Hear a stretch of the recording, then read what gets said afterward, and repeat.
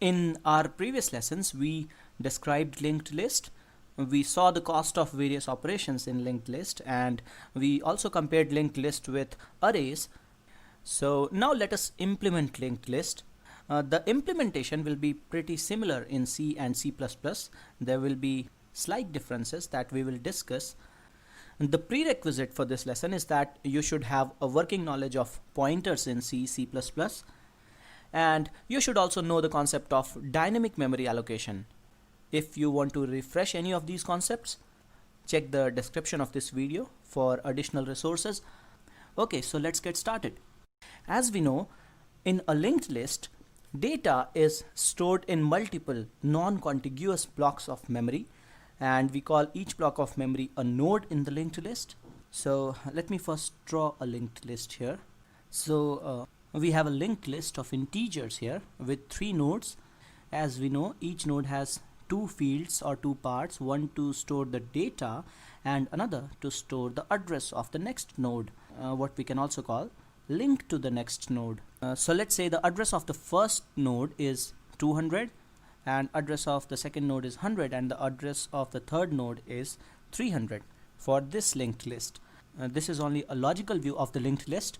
So the address part of the first node will be 100, the address of the second node, and we will have 300 here. The address part of the last node will be null, which is only a synonym or macro for address 0. 0 is an invalid address. A pointer variable equal to 0 or null with address 0 or null means that the pointer variable does not point to a valid memory location.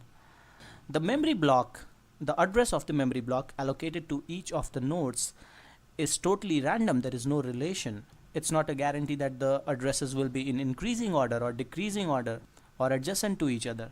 So that's why we need to keep these links. Now the identity of the linked list that we always keep with us is the address of the first node, what we also call the head node. So we keep another variable that will be of type pointer to node, and this guy will store the address of the first node, and we can name this pointer variable whatever. Let's say this pointer variable is named A. The name of this particular pointer variable that points to the head node or the first node can also be interpreted as the name for the linked list also, because this is the only identity of the linked list that we keep with us all the time. So let us now see how this logical view can be mapped to a real program in C or C++. In our program, node will be a data type that will have 2 fields, one to store the data and another to store the address. In C, we can define such a data type as structure. So let's say we define a structure named node with 2 fields.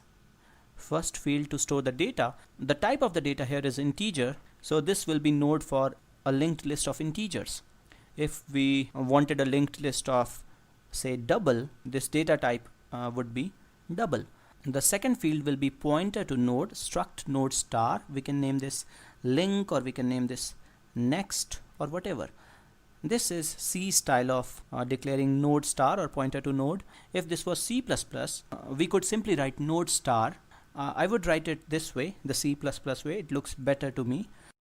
In our logical view here, this variable A is of type node star or pointer to node. Each of these 3 rectangles with 2 fields are of type node, and this field in the node, the first field is of type integer and the second field is of type pointer to node or node star. It is important to know which one is what in the logical view. We should have this visualization before we go on to implement linked list. Okay, so let us now create this particular linked list of integers that we are showing here through our code. To be able to do so, we will have to implement 2 operations. One to insert a node into the linked list, one operation to insert a node in the linked list, and another operation to traverse the linked list. But before that, the first thing that we want to do is that we want to declare a pointer to the head node, a variable that will store the address of the head node. For the sake of clarity, I'll write head node here. So I have declared a pointer to node named A. Initially, when the list is empty, when there is no element in the list, this pointer should point nowhere.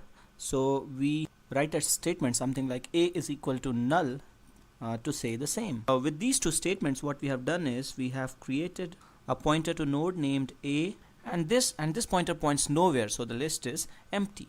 Now let's say we want to insert a node in this list.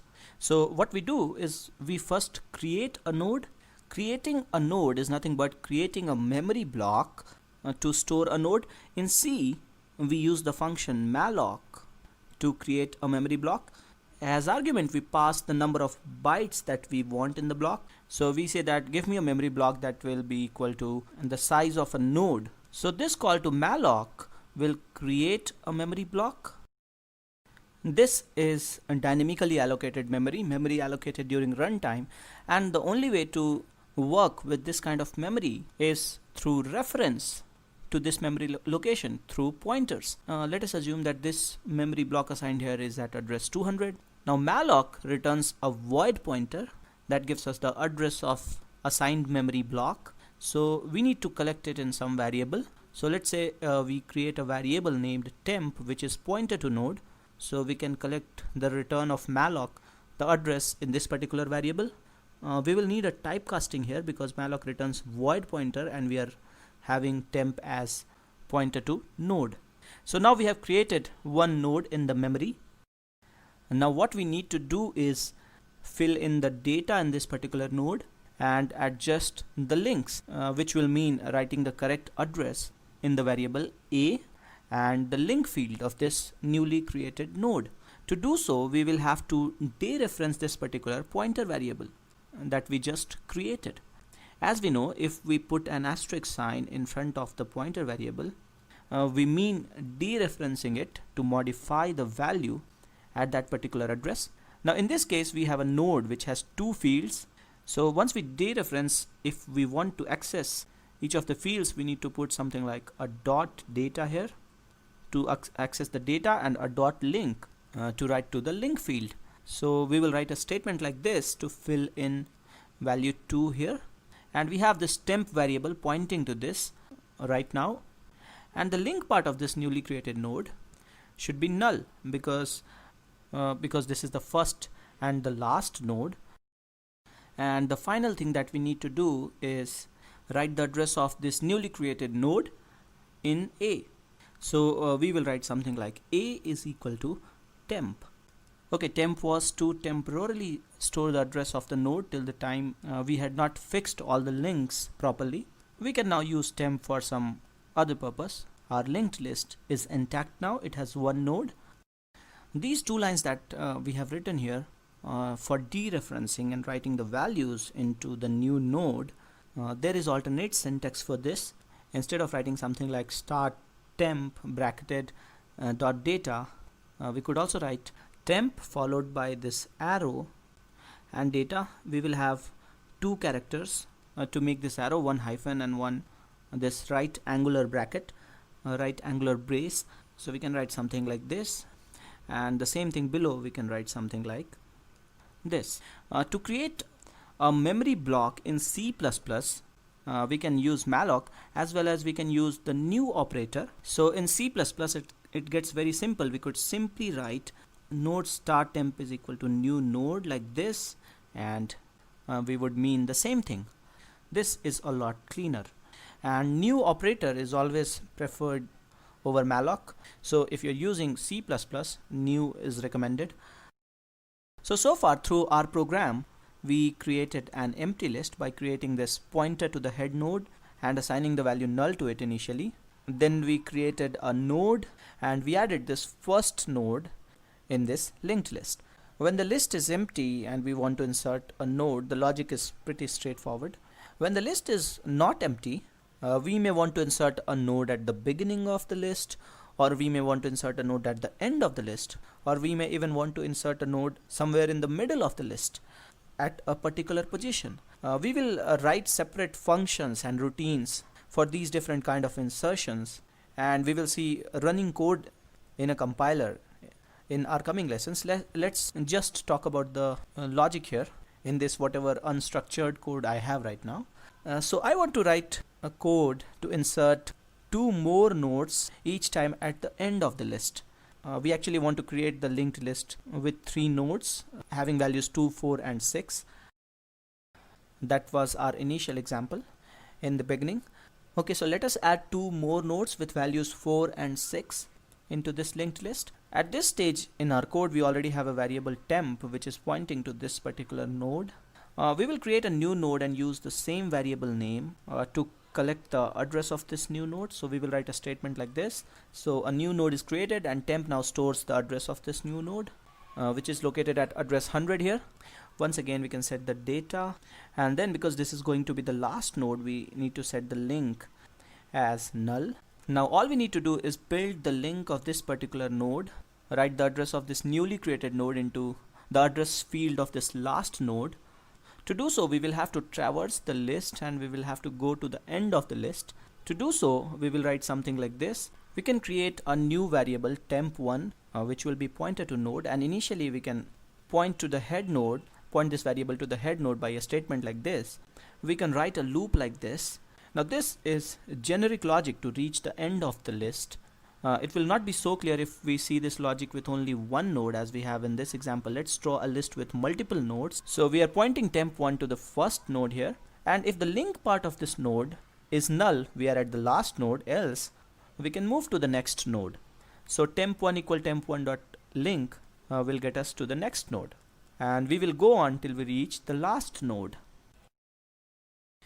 For the last node, this particular condition temp1 dot link not equal null will be false because the link part will be null, and we will exit this while loop. So this is our code logic for traversal of the list all the way till end. If we want to print the elements in the list, we will write something like this, and we will write print temp.data inside this while loop. But right now we want to insert at the end of the list, and we are only traversing the list to reach the last node. There is one more thing that I want to point out. We are using this variable temp1 and initially storing the address in A. We are not doing something like a equal a dot link and using the variable a itself to traverse the list, because if we modify a, we will lose on the address of the head node. So a is never modified. The address of the head node, whatever variable stores the address of the head node, is never modified. Only these temporary variables are modified to traverse the list. So finally, after all this, we will write a statement like temp1.link is equal to temp. Temp1 is pointing here. So now this address part is updated and this link is built. So we have 2 nodes now in the list. Once again, when we want to insert node with number 6 in this list, we will have to create a new node by this logic. Then we will have to traverse the list by this logic. So we will point temp1 here first, and then the loop will move the temp1 to the end. Let's say this new block is at address 300, so this last line finally will adjust the link of the node at address 100. To insert a node at the end, there is one logic in these 4 lines if the list is empty, and there is another logic in these remaining lines if the list is not empty. Ideally, we will be writing all this logic in a function. We will do that in our coming lessons. We will implement separate methods to print all the nodes in a linked list, and to insert a node at the end, we will implement a separate method to insert a node at the beginning of the list and at a particular position in the list. So this is all for this lesson. Thanks for watching.